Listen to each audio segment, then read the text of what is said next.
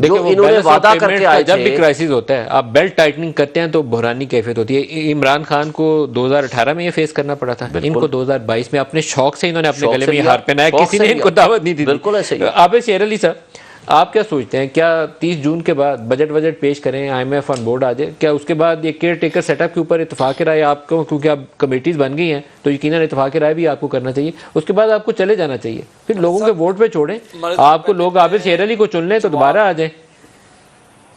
میں ایک شعیب صاحب کی یاد دہانی بڑی ضروری ہے. یہ گفتگو فرماتے ہیں صاحب ہمارے بیٹھ کے اچھے آدمی ہیں, ان سے پوچھے کہ عمران خان کو کس نے کہا تھا اسمبلی توڑے, اس نے کہا جی میں نے جنرل باجوہ کے کہنے پہ توڑے.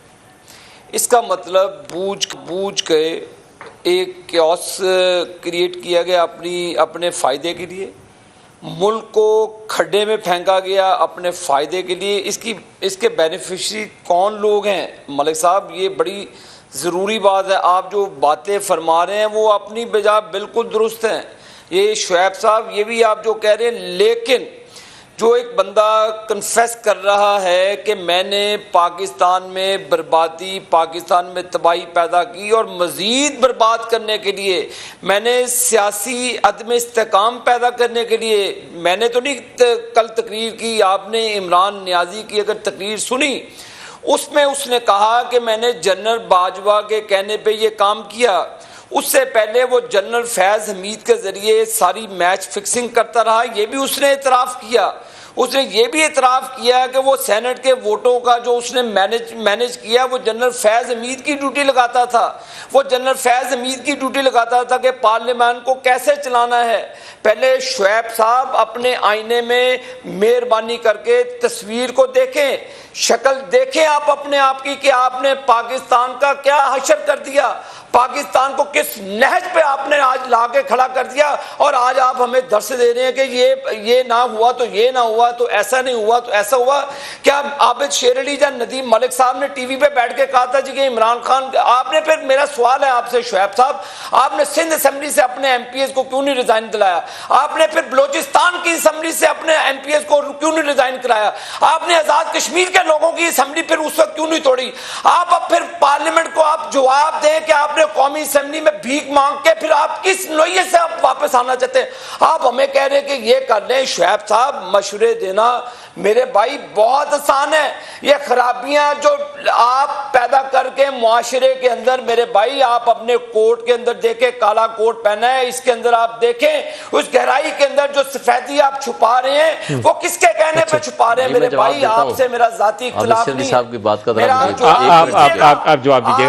اچھا میں آپ کی اجازت سے, ہمارے ساتھ ایک ماہر قانون ہے عرفان قادر صاحب ہمیں جوائن کر رہے ہیں, پہلے ان سے بات کر رہے ہیں. عرفان آپ ہمارے ساتھ, تو چاہتا ہوں کہ آگے چلیں, دوبارہ سپریم کورٹ کی اور پارلیمان کے اندر لڑائی لگاتے رہے تو رستہ نہیں ملے گا. اب کمیٹیز بیٹھ گئی ہیں, تو شعیب صاحب آپ سے پوچھ لوں ان کو کیا چیزیں ٹرمز آف ریفرنس میں سامنے رکھنی چاہیے؟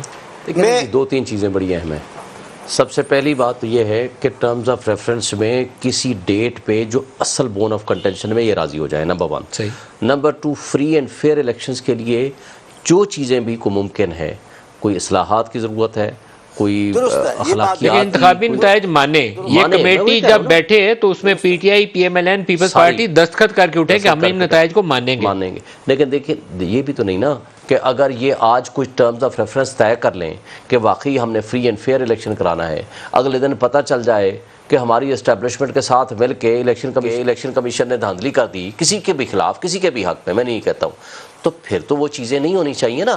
یہ کسی بات پہ یہ کریں جو کرنے کی ضرورت ہے, ابھی کریں ٹرانسپیرنسی انشور کرنے کے لیے. یہ دوسرا سوال ہے, یہ آج کرنے والا ہے. تیسرا جو سب سے بڑا اہم ہے اور ان کو رول ادا کرنا پڑے گا وہ ہے, آپ نے اوورسیز کا جو رائٹ آف ووٹ ختم کیا, اس کو جو کسی کی بھی وضاحت ہے, جس کا بھی جو کوئی ریزرویشن ہے, اس کو حل کر کے قابل عمل بنائیں تاکہ لوگوں کو ان کا آپ کے اوپر ٹرسٹ ہو. اور اسی ہاتھ کے اندر ہی ڈسکس کرنا, میں وہی کروں نا, وہ ہماری ریڑھ کی ہڈی ہیں.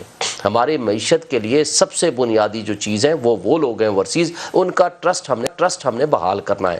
ایک بات میں ذرا ٹرانسپیرنٹ اور کریڈیبل الیکشن, ایک لائن میں صرف 2 باتیں کروں گا.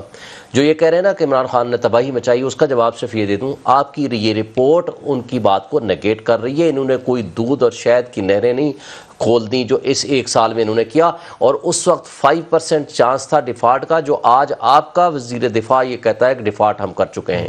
اور ایک بات سے فور کر کے آپ کے اپنی پی ڈی ایم کی تمام جماعتوں نے کہا کہ آپ دونوں اسمبلیوں ڈیزالو کریں اور اگلے دن ہم سے الیکشن لے لیں۔